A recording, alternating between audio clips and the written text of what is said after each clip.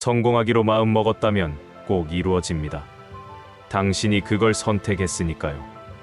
다른 사람들의 성공 스토리를 보면서 부러워하고 나도 언젠가는 그렇게 될 수 있을까 고민하죠. 하지만 정작 어떻게 해야 내 안의 잠재력을 깨울 수 있는지는 막막하기만 해요. 오늘은 그 답을 찾아가는 여정을 함께 떠나보겠습니다. 놀랍게도 성공한 사람들은 시대와 분야를 막론하고 똑같은 이야기를 한답니다. 자수성가한 백만장자부터 노벨상 수상자, 올림픽 금메달리스트까지 모두가 입을 모아 말하는 성공의 비밀이 있어요. 그것은 바로 우리 안에 숨어있는 보이지 않는 거인 잠재의식을 깨우는 것이랍니다. 성공한 사람들을 연구하다 보면 정말 신기한 발견을 하게 돼요. 그들이 살았던 시대가 다르고 활동했던 분야가 다르고 문화적 배경이 완전히 달라도 놀랍도록 비슷한 조언을 한다는 거예요. 이건 단순한 우연이 아니라 성공의 본질적인 원리를 보여주는 증거랍니다. 첫 번째 공통점은 입으로 소리내어 말하기예요. 월트 디즈니는 디즈니랜드를 짓기 전부터 세상에서 가장 행복한 곳을 만들겠다고 매일 외쳤고, 무하마드 알리는 경기 전마다 나는 최고다를 반복했어요. 말의 힘은 생각보다 강력해서 우리가 내뱉는 말이 현실을 창조하는 첫걸음이 된답니다. 두 번째는 손으로 직접 쓰기예요. 하버드 대학의 유명한 연구가 있는데 졸업생 중 목표를 종이에 적은 3%가 나머지 97%보다 10배 이상의 부를 축적했다고 해요. 손글씨는 뇌의 특별한 영역을 활성화시켜서 목표를 더 깊이 각인시킨답니다. 빌 게이츠도 매년 Think Week를 가지며 손으로 미래 계획을 적었어요. 세 번째는 머릿속으로 상상하고 시각화해요. 아인슈타인은 상상력이 지식보다 중요하다고 했죠. 마이클 조던은 중요한 경기 전날 밤 성공적인 슛을 넣는 장면을 수백 번 머릿속으로 그렸다고 해요. 우리 뇌는 상상과 현실을 구분하지 못하기 때문에 생생한 상상은 곧 미래의 청사진이 된답니다. 네 번째는 이미 이룬 것처럼 느끼기예요. 이게 가장 중요한 부분인데 단순히 생각만 하는 게 아니라 목표를 달성했을 때의 벅찬 감동, 자부심, 행복감을 지금 이 순간 느껴보는 거예요. 오프라 윈프리는 감사는 더 많은 것을 끌어당긴다며 매일 감사 일기를 썼답니다. 이 네 가지 방법의 놀라운 점은 돈이 전혀 들지 않는다는 거예요. 특별한 재능도 좋은 환경도 필요 없어요. 오직 여러분의 의지와 꾸준함만 있으면 된답니다. 그런데 왜 이렇게 간단한 방법이 그토록 강력한 효과를 낼까요? 그 비밀은 바로 우리 안에 보이지 않는 거인에 있어요. 우리의 마음은 거대한 빙산과 같아요. 수면 위에 보이는 작은 부분이 의식이고 수면 아래 감춰진 거대한 부분이 바로 잠재의식이랍니다. 이 비율이 얼마나 압도적인지 상상이 되시나요? 우리가 의식적으로 통제한다고 생각하는 부분은 겨우 5%에 불과해요. 세계적인 신경과학자 브루스 립튼 박사의 연구에 따르면 우리는 하루에 약 5만 가지의 생각을 한다고 해요. 그런데 충격적인 사실은 그중 95%인 47,500가지의 생각이 잠재의식에서 자동으로 나온다는 거예요. 즉, 우리가 내가 결정했다고 생각하는 대부분의 선택이 사실은 잠재의식의 자동 프로그램에 의한 것이랍니다. 잠재의식은 마치 슈퍼컴퓨터와 같아요. 초당 1100만 비트의 정보를 처리할 수 있는 반면 의식은 겨우 40비트밖에 처리하지 못해요. 이는 잠재의식이 의식보다 무려 27만 5천 배나 더 강력하다는 뜻이에요. 그래서 아무리 의지력을 발휘해도 잠재의식에 새겨진 패턴을 바꾸기 어려운 거랍니다. 무의식 자동주행 모드라는 표현 들어보셨나요? 운전하면서 다른 생각에 빠져 있다가 어느새 목적지에 도착해 있던 경험 누구나 있을 거예요. 이게 바로 잠재의식의 자동주행 모드예요. 우리 몸의 심장박동, 호흡, 소와 같은 생명활동도 모두 이 자동 시스템이 관리하고 있답니다. 문제는 대부분의 사람들이 이 강력한 자동주행 모드를 그냥 방치한다는 거예요. 어린 시절부터 쌓인 부정적인 경험, 실패의 기억, 주변의 비관적인 말들이 잠재의식에 프로그래밍되어 있는데도 말이죠. 이렇게 오염된 잠재의식은 우리를 계속해서 실패와 좌절로 이끈답니다. 더 놀라운 사실은 잠재의식이 현실과 상상을 구분하지 못한다는 거예요. 레몬을 떠올리면 침이 고이고 무서운 영화를 보면 실제로 심장이 빨리 뛰는 것처럼요. 이 특성을 이해하면 우리는 잠재의식을 우리가 원하는 방향으로 재프로그래밍할 수 있어요. 잠재의식의 또 다른 특징은 반복을 좋아한다는 거예요. 같은 생각, 같은 행동을 반복하면 그것을 중요한 것으로 인식하고 자동 프로그램으로 만들어버려요. 그래서 나쁜 습관을 고치기 어렵고 좋은 습관을 만들기도 어려운 거죠. 하지만 이 원리를 역으로 이용하면 우리에게 유리하게 활용할 수 있답니다. 자, 이제 핵심에 도달했어요. 잠재력을 터뜨린다는 것은 결국 이 95%의 무의식 영역을 우리가 원하는 목표 방향으로 설정하는 것을 의미해요. 마치 내비게이션에 목적지를 입력하듯이 잠재의식에 우리의 목표를 명확하게 입력해야 한답니다. 잠재의식을 조종하는 첫 번째 단계는 명확한 목표 설정이에요.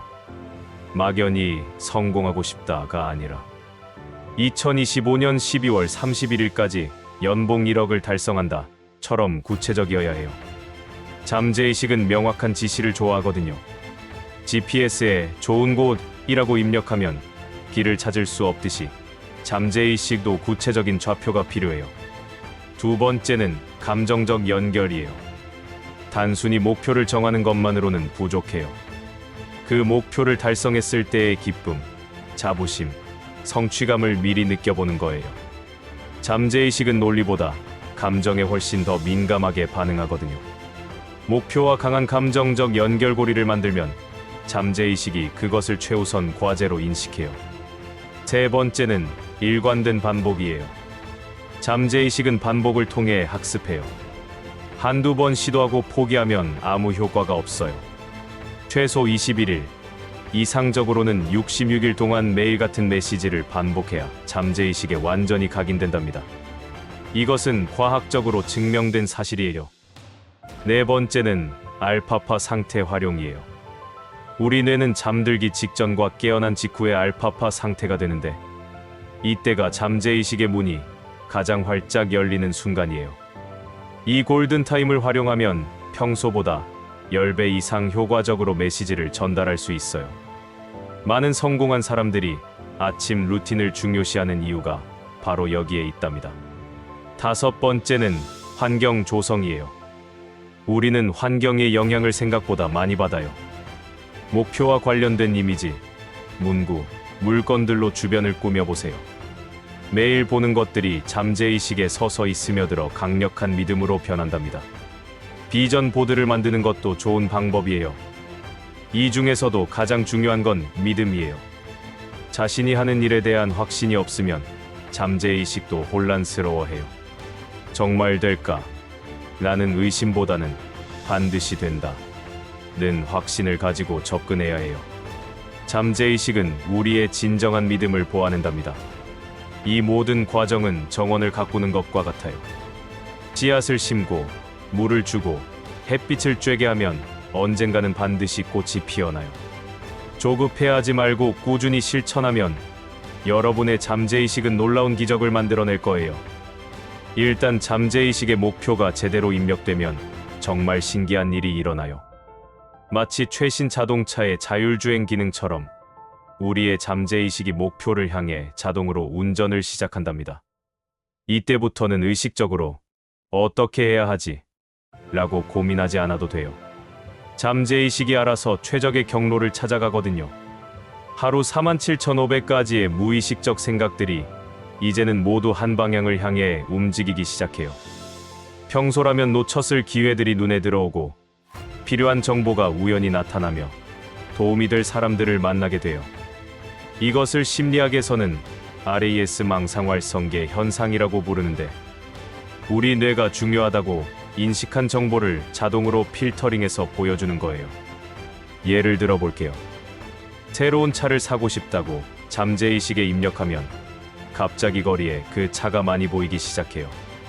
실제로 그 차가 늘어난 게 아니라 여러분의 뇌가 그 정보를 중요하게 인식하기 시작한 거죠. 이처럼 목표를 잠재의식에 입력하면 관련된 모든 정보와 기회가 자동으로 포착된답니다.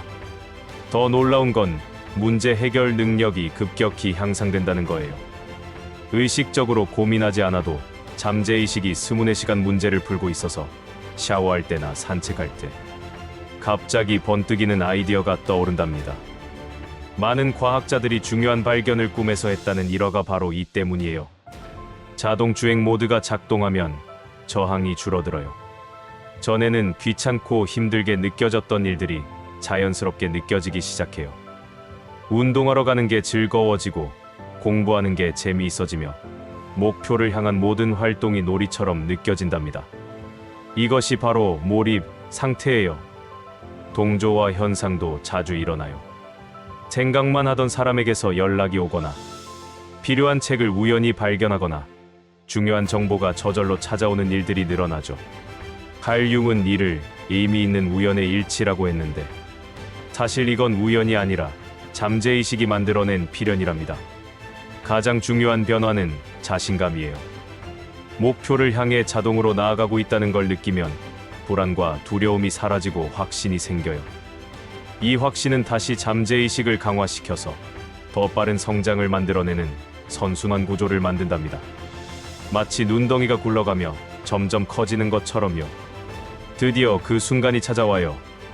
꾸준히 잠재의식을 훈련하고 자동주행 모드가 완전히 작동하면 어느 날 갑자기 여러분의 잠재력이 불꽃놀이처럼 화려하게 터지는 순간을 맞이하게 된답니다. 이것은 운이나 우연이 아니라 의식적인 노력과 무의식적인 힘이 만나 일으키는 필연적인 결과예요. 잠재력이 만개하는 순간의 특징은 가속도예요. 처음에는 느리게 진행되던 변화가 어느 순간부터 기하급수적으로 빨라져요. 마치 비행기가 이륙할 때처럼 일정한 속도에 도달하면 갑자기 하늘로 솟구치듯이 말이죠. 이때부터는 성공이 성공을 낳고 기회가 기회를 부르는 놀라운 일들이 연쇄적으로 일어난답니다. 두 번째 특징은 자연스러움이에요. 남들이 보기엔 놀라운 성과를 내고 있는데 정작 본인은 그것이 너무나 자연스럽게 느껴져요. 왜냐하면 잠재의식이 이미 그 수준에 맞춰져 있기 때문이죠. 마치 오랫동안 연습한 악기를 연주하듯이 어려운 일도 쉽게 해내게 된답니다. 세 번째 특징은 창조성의 폭발이에요. 잠재의식이 완전히 열리면 이전에는 상상도 못했던 아이디어들이 샘솟듯 나와요.